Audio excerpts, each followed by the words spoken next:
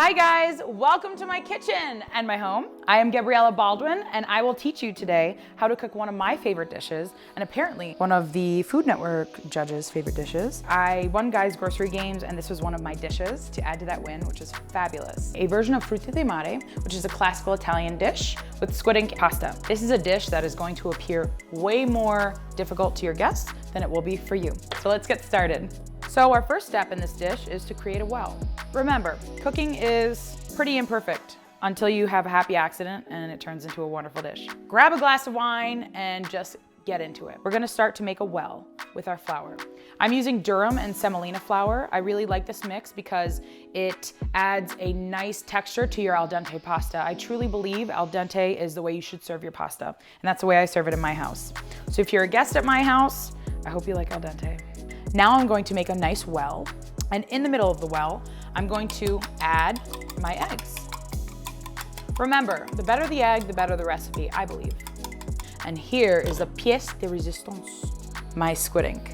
So I'm going to add wet to wet. Remember, when you do pasta or any kind of dough, your dry ingredients and your wet ingredients are always a separate step. This is going to be an amazing pasta. You'll see it starts combining. That's good enough. It's pretty good, I think. And you're going to add, now get ready for a mess, and I hope you don't have anybody coming over in the next hour because this is gonna be a little messy. Boom. And I take a bench scraper and you just start incorporating your wet to your dry. This pasta just gives a dark, ominous look to your dish, and I just think it's really sexy. So I believe when you make dough, it's really important to touch your dough. It's your dough, you can touch it. Then use your mixer. Some people do the mixer first and throughout. It's just not my style. Once it's like a streusel-like consistency, I go in with my hands. Now, if you have a French manicure, you probably wanna wear gloves. But in my house, we wear black, so I'm not going to. You'll see it start to come together. This is super exciting. This is a really exciting step. Grab as much of your little particles as possible, right? Waste not, want not. It's gonna smell a little fishy, that's okay. Okay, I washed my hands because it was really nasty what was going on there, but it leaves a beautiful product. So here we go. Here is the beginning steps of our squid ink dough. So now I'm going to take my first step of my dough and throw it in my mixer, my big, beautiful bronze beauty. This is my first baby. My second or first human child was born last year. And I think I take care of both of them pretty equally. So I'm gonna mix her on low with my dough hook. It's really important to use a dough hook because if you use a paddle, your dough is just gonna flap everywhere and be really crazy. If you use a whip, it's just going to break the whip. So we're using a dough hook and we're gonna go on low speed for about 2 to 3 minutes. You'll see the dough start getting darker. It turns into this really nice, dark, velvety black. Come on, talk to your dough, beat it up, slap it, do whatever you want. Okay, so my dough is really beautiful. I give it one last knead. Now you just want to agitate it. You don't want to overknead it. You can overknead dough, you can overknead meatballs, you can overknead somebody who doesn't deserve in your life. Don't do that. We're not going to do that here. None of it today. It's beautiful, it's congealed. I'm going to put this in my mixing bowl. Where is my mixing bowl? Here is my mixing bowl. And we're going to cover it with a rag, or you could tightly cover it with plastic wrap. Either works as long as you're not drying it out and none of it is exposed. And we're gonna let it sit for about an hour and I'll talk to you then. So here's my finished dough product. It's beautiful, it's nice and glossy now, and it's a little easier to work with. Fabulous. Now I'm going to dust my board with a little durum and I'm gonna hand roll it. And you're gonna work from the middle and push out. Middle is your home base. The goal of this is to make it so it fits in here, and you're gonna start at 1. You're gonna work through each setting twice to get to the desired setting. For fettuccine, I like to use a 6 or a 7. All right, let's start rolling on 1. If you feel comfortable with how this thing rolls, you can kick the speed up. I would. So you start this process, and I'm keeping it at 1, upping my speed to fit it to the attachment. Boom, looking good. And I'm kind of a perfectionist, so I cut this a little bit and skew it. And then cut it into manageable pieces, right? your pasta will most likely be about this long. So it's okay to cut it into something that is going to be better managed. Now we're ready to go. 1, 2, let's go to 2. And so on and so forth to 10, or to 6, or 7. You bastard.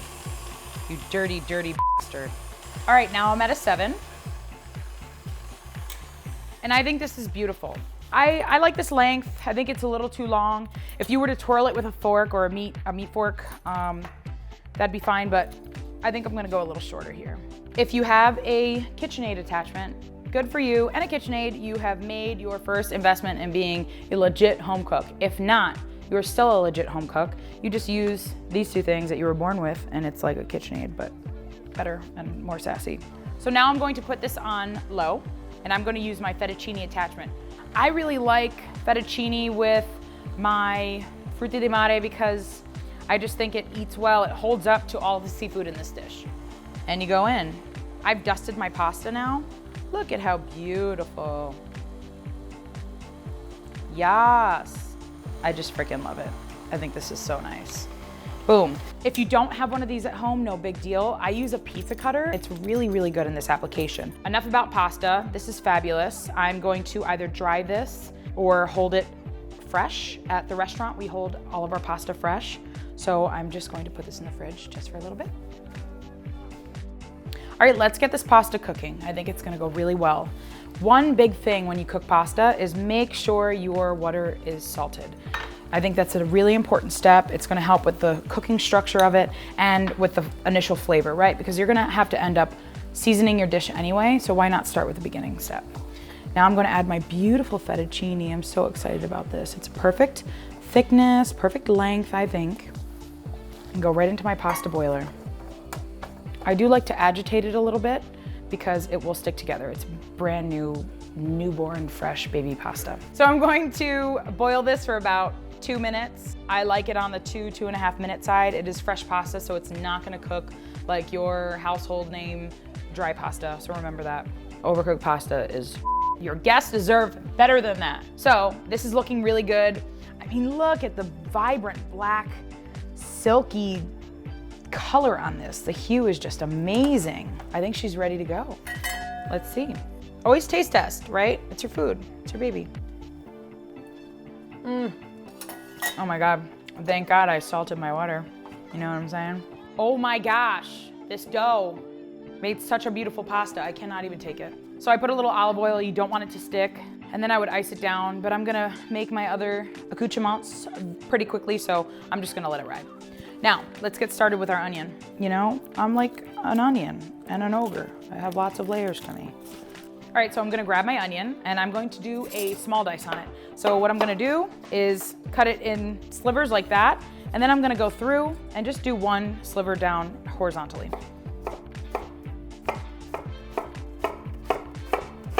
Then I'm gonna go over it once again.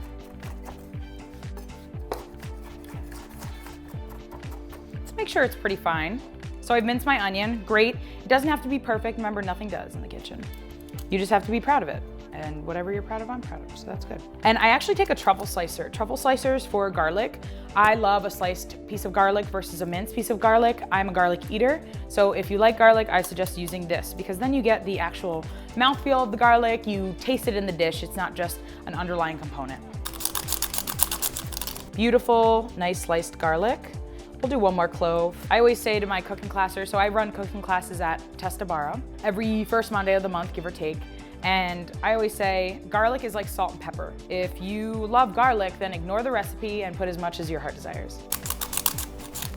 So let's get cooking. So now I'm going to get some olive oil in my pan. I am very conscious about the type of olive oil I use. You'll see the oil start to separate a little easier. Looks good. And if you just flick a little flour in there, you'll see some bubbles and you know it's time. So I'm gonna get these nice and translucent.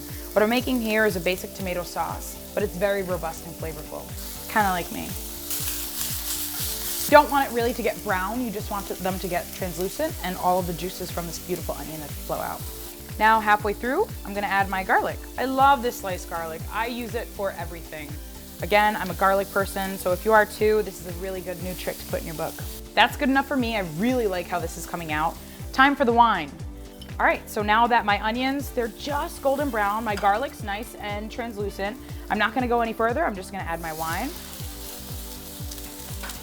Kick it up so it reduces, nice. If you got a lady friend, guy friend at home, maybe you wanna do that step when they're there, I don't know. Fire tends to turn people on, I guess. Beautiful, reduced enough.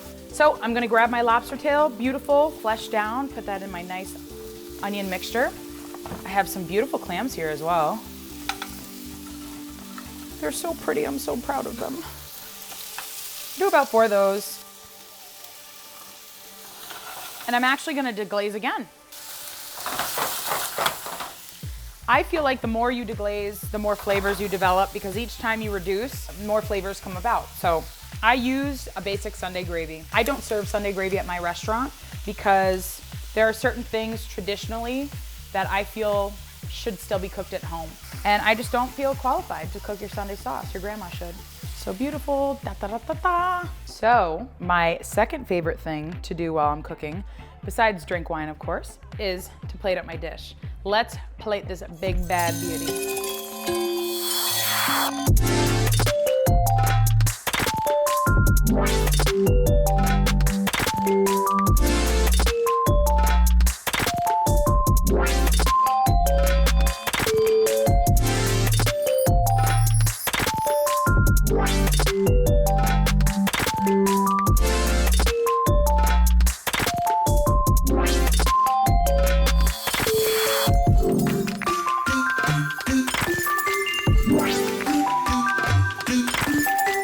Thank you so much for coming into my kitchen today. I had so much fun. I hope you did too. Please like and subscribe if you want to see more videos. Comment below on anything you want to see or just like what makes you happy. Say what up. And there's a link below. I'm in a competition for Favorite Chef of 2021. It'd really help me out if you voted for free every day. If you have a Facebook, that's all you need to do. And I'll see you next time. Peace, love, and Parmesan.